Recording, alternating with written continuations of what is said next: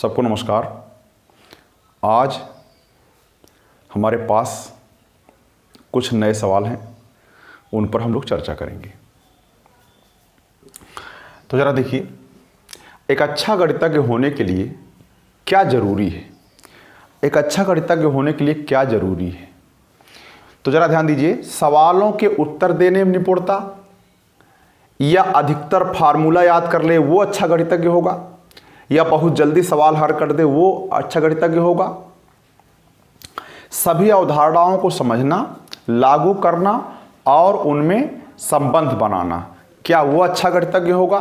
तो कौन सा उचित होगा? सामान्य सी बात है कि सभी अवधारणाओं को समझना और लागू करना और उनमें संबंध बनाना, ये वेरी इंपॉर्टेंट है। यही गणित की मेन आधारभूत बातें हैं।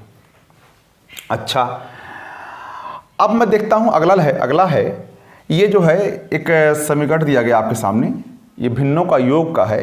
तो बच्चे ने क्या किया, 3 और 2 5 कर दिया और 1 और 1 2 जोड़ दिया। तो उसको ये समझ में नहीं आया कि इसमें पहले लासा लेते हैं, यानी लासा की अवधारणा उसको समझ में नहीं आ रही है। तो हमें क्या करना चाहिए, लासा की अवधारणा समझने में उसकी सहायता करें। और इन तीनों से कोई मतलब ही नहीं है, क्योंकि अभ्यास कराने से या जैसे जैसे बच्चे बड़े होंगे समझ जाएंगे, ऐसी कोई बात नहीं है। भिन्न का परिमाण समझाना, यानी भिन्न का जो मान है, जिसे 1/2 का आधा कहते हैं, 1/3 को तिहाई कहते हैं, तो उससे समझाने से कोई फ़ायदा नहीं होगा। यानी जब तक इस प्रकार की समस्या में वो जोड़ना नहीं सीखेगा, यानी कि लासा लेकर के जोड़ना नहीं सीखेगा, तब तक वो समझ नहीं आएगा उसको। आगे देखिए, तो कहने का मतलब है कि लासा की अवधारणा जब उसको समझ में आ जाएगी तब उसको जोड़ना आसान हो जाएगा, गलत नहीं होगा। आगे देखिए,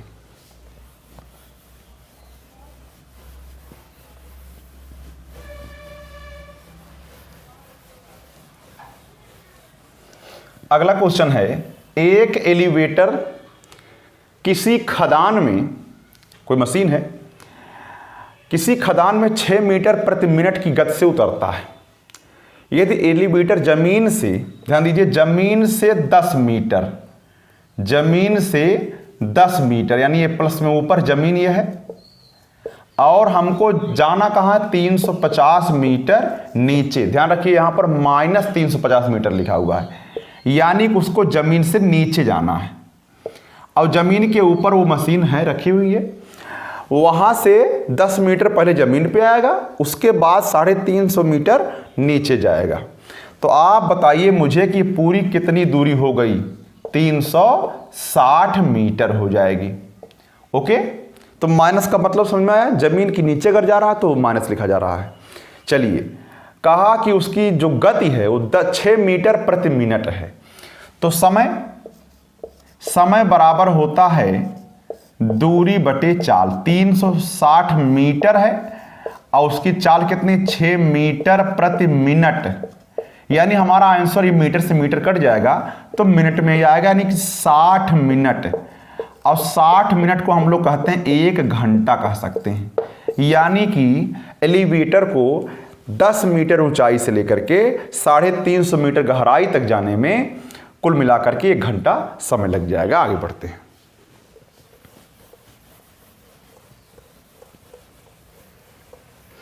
दो सहभाज्य संख्याओं का मासा, सहभाज्य संख्याएं यानी जिसका कोई कॉमन गुणनखंड ना हो, जैसे 4 और 5, इनका कोई कॉमन गुणनखंड नहीं होगा। 14 और 15, ध्यान दीजिए, 14 और 15 को 3 और 5 काट सकते हैं, लेकिन 3 और 5 में से कोई इसको नहीं काट सकता है। इसे सहभाज्य संख्याएं कहते हैं। तो सहभाज्य संख्याओं में कोई चीज कॉमन ही नहीं होता है, तो उसका मासा हमेशा होता है 1 माना जाता है। जब कुछ कॉमन ना हो तो 1 माना जाता है, क्योंकि 1 से गुणा यहां भी आप कर सकते हैं, 1 से गुणा आप यहां भी कर सकते हैं, 1 दोनों में कॉमन माना जाता है। तो सहभाज्य संख्याओं का जो मासा होता है वो हमेशा कितना होता है, 1 होता है। चलिए आगे बढ़ते हैं। क्वेश्चन नंबर 3 है, 65 और 117। तो 65 एक संख्या है, 13 × 5 = 65 होता है, और 117 है तो 13 × 9 = 117 होता है। यानी अगर हम मासा की बात करें तो मासा हो जाएगा 13। अच्छा, OHCF भी कहा है, तो HCF अलग से दे दिया 65m माइनस 117 इक्वल टू मासा 13 हो जाएगा। चलिए तो 65m इक्वल टू हो जाएगा, जाकर के उसमें जुड़ेगा तो 130 हो जाएगा। तो m इक्वल टू होगा 130 में आप 65 से डिवाइड करेंगे तो कितना हो जाएगा बताइए 2, यानी m इक्वल टू आपको 2 मिल जाएगा। आगे बढ़ते हैं। क्वेश्चन नंबर 4 है, एक परिमेय संख्या 5/9, एक परिमेय संख्या 5/19, 9 नहीं 19 है, इसके योज्य प्रतिलोम का योज्य प्रतिलोम आपको सिखाया गया, सिर्फ माइनस लगा दीजिए बस, यानी क्या जोड़ दें कि 0 हो जाए, आइडेंटिटी प्राप्त हो जाए, उसे कहते हैं योज्य प्रतिलोम के गुणनफल का। अब इसमें दोनों गुणा कर दीजिए, तो 5/19 गुणे -5/19 गुणा कर दीजिए तो -25/361 हो गया, गुणनफल आ गया। अब उस गुणनफल का गुणात्मक प्रतिलोम क्या होगा, तो -25/361 का गुणात्मक प्रतिलोम, गुणात्मक प्रतिलोम यानी किससे गुणा करें कि आइडेंटिटी, यानी गुणात्मक आइडेंटिटी आपका होता है, मल्टीप्लिकेटिव आइडेंटिटी होता है 1, तो आप किससे गुणा कर दें इसमें कि 1 हो जाए, तो सिर्फ इसी का उल्टा कर दीजिए बस, तो -361/25 हो जाएगा, तो ये आपका आंसर हो जाएगा। चलिए आगे बढ़ते हैं।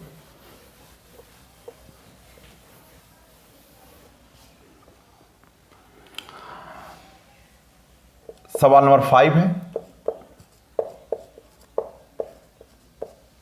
अब इसमें 7 दो प्रकार के, यानी 2 जगह पर 7 रखा हुआ है। इसके स्थानीय मानों में अंतर, हमसे जातीय मान की बात नहीं कहा है, स्थानीय मान। इसका स्थानीय मान 700 होगा और इसका स्थानीय मान होगा 0.07 होगा। इसमें डिफरेंस कैसे निकालेंगे, अंतर। देखिए अंतर निकालने के लिए, जोड़ने के लिए आप यहां पर आइए, 700 और 0.07 जोड़ने या घटाने के लिए प्रत्येक संख्या का दशमलव जो है उसके साथ होना चाहिए। आपने कहा इसमें दशमलव है, ये नहीं है, तो जिस संख्या में दशमलव दिखाई नहीं दे रहा है वो सबसे लास्ट में छिपा होता है। आगे आप 0 मन कहे तो लगा सकते हैं, इधर भी आप 0 मन कहे बढ़ा सकते हैं। अब तो मैं समझता हूं कि कोई भी घटा सकता है। उदाहरण लीजिए 10 में से 7 घटाइए 3 हुआ, इधर 9 हुआ, इधर 9 हुआ, इधर 6 हुआ, यह आपका अंतर हो गया। लेकिन अगर कह देता कि इन दोनों का योगफल निकालिए, जोड़ लेते। अगर कहता उसके जातीय मान में क्या अंतर, तो जातीय मान प्रत्येक संख्या का वो खुद होता है, यानी 7 घटाना पड़ता उसमें से। आगे बढ़ते हैं। वर्ग के विकर्ण को दुगना कर दिया जाए। ध्यान दीजिए, अगर किसी वर्ग का विकर्ण 2 गुना हो जाए, 2 गुना हो जाए या कुछ भी गुना हो जाए, चाहे 2 गुना, 4 गुना, 5 गुना, कुछ भी, तो उसकी भुजा भी 2 गुना ही हो जाएगी और उसका जो है परिमाप भी 2 गुना ही हो जाएगा। यानी विकर्ण, भुजा और परिमाप दोनों में से कोई भी अगर n गुना हो गया है तो सभी n गुना हो जाएंगे, ध्यान रखिएगा। अच्छा, अब उसने कहा विकर्ण 2 गुना हो गया है तो क्षेत्रफल क्या होगा, तो ध्यान रखिएगा, क्षेत्रफल निकालने के लिए चाहे विकर्ण हो, चाहे भुजा हो, चाहे परिमाप, किसी तीनों में से किसी का वर्ग कर दीजिए, हो जाएगा 4 गुना। यानी कि अगर विकर्ण n गुना है तो क्षेत्रफल n² गुना हो जाएगा, 3 गुना है तो 9 गुना हो जाएगा क्षेत्रफल। इस तरीके से कह सकते हैं। आगे बढ़ते हैं। चलिए 10 मीटर प्रति सेकेंड को किलोमीटर प्रति घंटा में बदलना है। ध्यान रखिए, एक फार्मूला है कि 1 मीटर प्रति सेकेंड बराबर 18/5 किलोमीटर प्रति घंटा होता है, या 1 किलोमीटर प्रति घंटा बराबर होता है 5/18 मीटर प्रति सेकेंड।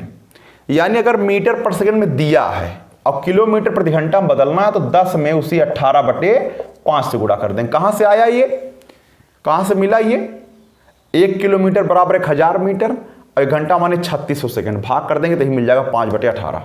अगर किलोमीटर प्रति घंटा में दिया गया पहले से ही तो 5/18 से गुणा करेंगे तो मीटर पर सेकंड बदल जाएगा। अब अगर मीटर पर सेकंड में पहले से ही दिया है और किलोमीटर प्रति घंटा में बदलना है तो 18/5 से गुणा करेंगे, 5 दूना 10 यानी 18 दूना 36 किलोमीटर प्रति घंटा कहिए, और चाहे आप 10 मीटर प्रति सेकंड कहिए, यानी 10 मीटर प्रति सेकंड को किलोमीटर प्रति घंटा में बदल दिया गया है।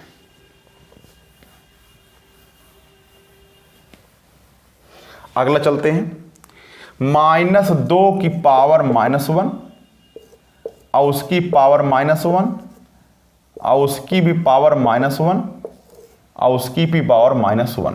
ध्यान रखिए 4 बार -1 है तो घात का घात में गुणा होता, ध्यान रखिए। अभी हमने वो नहीं पढ़ाया है मैथमेटिक्स में घातांक और करड़ी, लेकिन उसमें आपको मिल जाएगा। चलिए तो यहाँ पर -1 गुणे -1 गुणे -1 गुणे -1, घात का घात में गुणा हुआ। अब आप जानते 4 बार गुणा है चाहे 6 बार इन सम बार गुणा है तो माइनस गायब हो जाएगा। अब 1 का चाहे 20 बार गुणा करिए 1 ही रहेगा, तो -2 की पावर हो जाएगा 1। अब किसी भी संख्या की पावर 1 लिखा नहीं जाता है, वो -2 ही है। आगे बढ़ते हैं, एक वृत्त की परिधि दिया है, परिधि दिया है 44 सेंटीमीटर।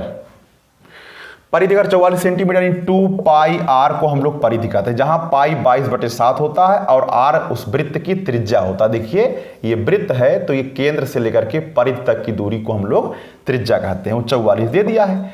अच्छा 2 गुणे 22/7 कहते हैं पाई को, तो बराबर 44 हो गया, तो 22 दूना 44 कट गया, यानी r बराबर यानी त्रिज्या हमको मिल गया कितना 7 सेंटीमीटर। अब हम निकालेंगे क्षेत्रफल। क्षेत्रफल का फार्मूला 2 पाई यानी पाई माने होता है 22/7 गुणे r, पाई r स्क्वायर जिसे कहते हैं।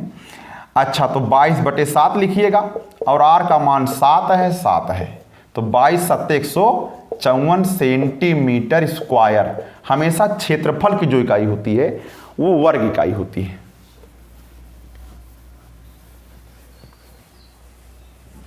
अच्छा तो कुछ आसान क्वेश्चन दिए गए हैं रेखा और कोण के, वो देख लीजिए आप लोग। यहां पर y लिखा, यहां पर x लिखा है और यहां पर 50 लिखा है। तो आप सब जानते हैं शीर्षाभिमुख कोण है, ठीक है ना। शीर्षाभिमुख कोण हमेशा बराबर, यानी 80 बराबर हो गया y के। अगर 80 बराबर y के हो गया, त्रिभुज के तीनों अंतः कोण यानी 50 + y + x = 180 होता है। तो यहां से y बराबर कितना लिखेंगे, यहां पर ला करके 50 लिख देंगे, तो हो जाएगा 50 + 80 + x = 180 हो जाएगा। x बराबर 180 में से 130 घटाइए तो हो जाएगा आपका 50, यानी कि आपका ये भी आपका 50 ही होगा, ठीक है ना। इस तरीके से आप काम कर सकते हैं।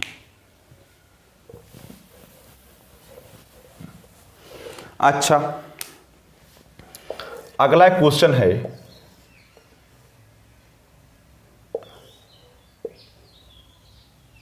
यहां B लिखा है, यहां E लिखा है और यहां C लिखा है, A और E लिखा है।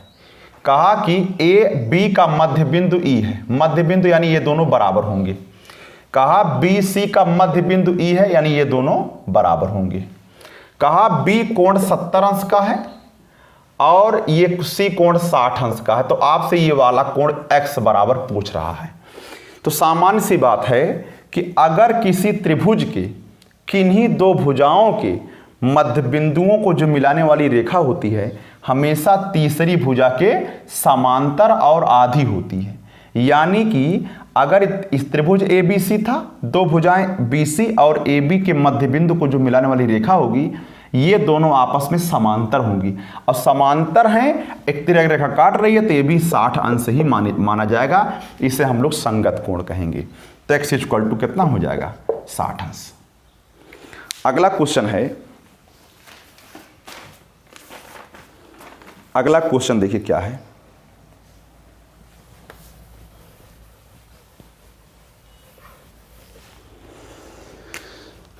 दे दिया है, कहा कि एक संख्या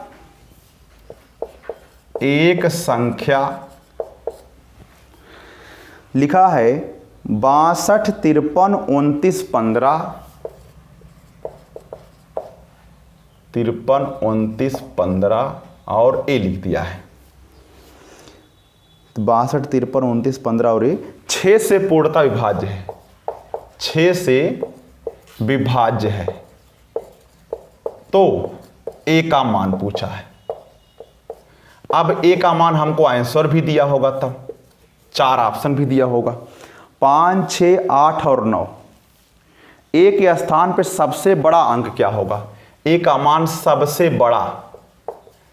बड़ा, ये भी ध्यान रखिएगा कि सबसे बड़ा कहा, तो 5, 6, 8 और 9, 5, 6, 8 और 9। ध्यान रखिए 6 से विभाज्य होने के लिए सबसे लास्ट वाली जो संख्या है वो पहली बात तो सम होना चाहिए, तो ये हमारा पॉसिबल नहीं है और ये दोनों भी पॉसिबल नहीं है, क्योंकि जो संख्या 3 से और 2 से दोनों से कटेगी वही 6 से विभाज्य होगी। तो अब 2 से कटने के लिए लास्ट में संख्या सम होना चाहिए, तो सम होने के, अब 5 और 9 थोड़े सम है, अब 6 और 8 में से कोई भी हो सकता है। अब 6 या 8 क्या लिखें कि सबको जोड़ने पर, जैसे देखिए ये लिखा है 6, 2, 5, 3, 2, 9, 1, 5 और ए, तो ध्यान दीजिए जिसको जोड़ने पर 3 हो जा रहा है उसको हटा दीजिए, जैसे 3 से कट जा रहा हो जो जोड़ने पर, जैसे 3 खुद, 6 खुद, 2 और 1 3 वो भी खुद, 9 भी कट जा रहा है, 5 और 2 7 बजा, अच्छा 5 और 2 7, 5 5 10 तो 2 12, ये भी कट जा रहा है। यानी ए बराबर या तो 0 होगा, या तो 3, या तो 6, या तो 9, इन तीनों में से कोई हो सकता है, लेकिन 8 नहीं हो सकता है। 8 लिखने पर सभी संख्याओं का जो योगफल होगा वो 3 से विभाज्य नहीं होगा। आपने कहा 3 से विभाज्य क्यों खोज रहे हैं? क्योंकि लास्ट वाली संख्या सम तो पक्का हो गया, तो 2 से कट जाएगी। अब 3 से विभाज्य सिर्फ खोजना है, तो ये सिर्फ हमारे पास 6 मिल जाएगा। जो 6 रखने पर वो संख्या 3 से भी कट जाएगी और 2 से भी कट जाएगी, तो वो 6 से पक्का विभाज्य हो जाएगी, इसमें दो राय नहीं है। अच्छा।